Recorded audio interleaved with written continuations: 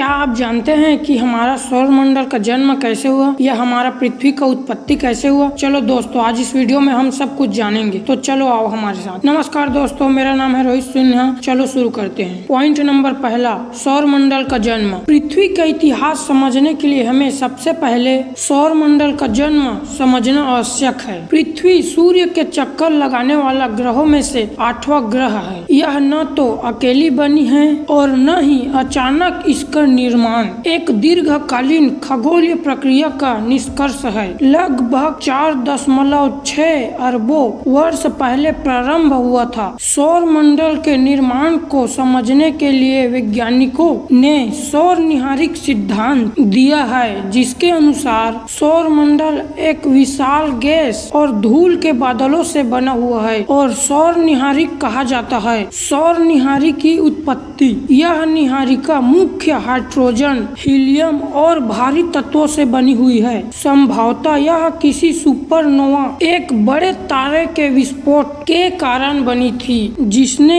आसपास के स्थानों में मौजूदा गैस और धूलों को संकुचित कर दिया। जैसे जैसे ये बादल सिकुड़ता गया, वैसे वैसे उसका घनत्व और तापमान बढ़ता गया। गुरुत्वाकर्षण और चक्कर लगाना। जब निहारिक सिकुड़ने लगी तो उसके केंद्रियों में पदार्थ अधिक मात्रा में इकट्ठा होने लगी, जिसके प्रारंभ स्वरूप घर्षण से अधिक गर्मी उत्पन्न हुई और एक चमत्कार गोला बनने लगा।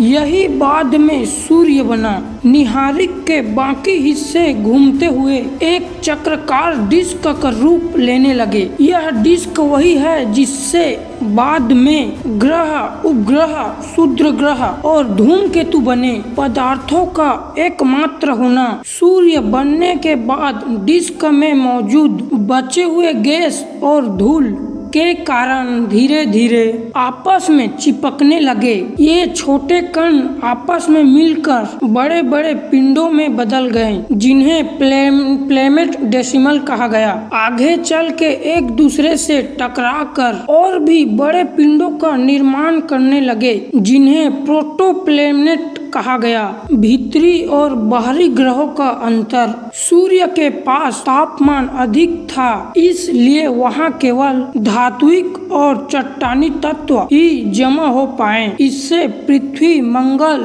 और शुक्र, बुध जैसे चट्टानीय ग्रह बने। वहीं सूर्य से दूर ठंडे क्षेत्रों में गैस और बर्फों की अधिकता थी, जिससे बृहस्पति, शनि, यूरेनस और नेपच्यून जैसे तनाव ग्रह बने। पॉइंट नंबर 2, पृथ्वी का निर्माण। जब सूर्य अपने प्रारंभिक रूप में स्थिर हो रहा था, तब उसके चारों ओर घूमती धूल और गैस की चक्कर डिस्क से विभिन्न ग्रहों का जन्म हो रहा था। इन्हीं में से एक था हमारा ग्रह पृथ्वी।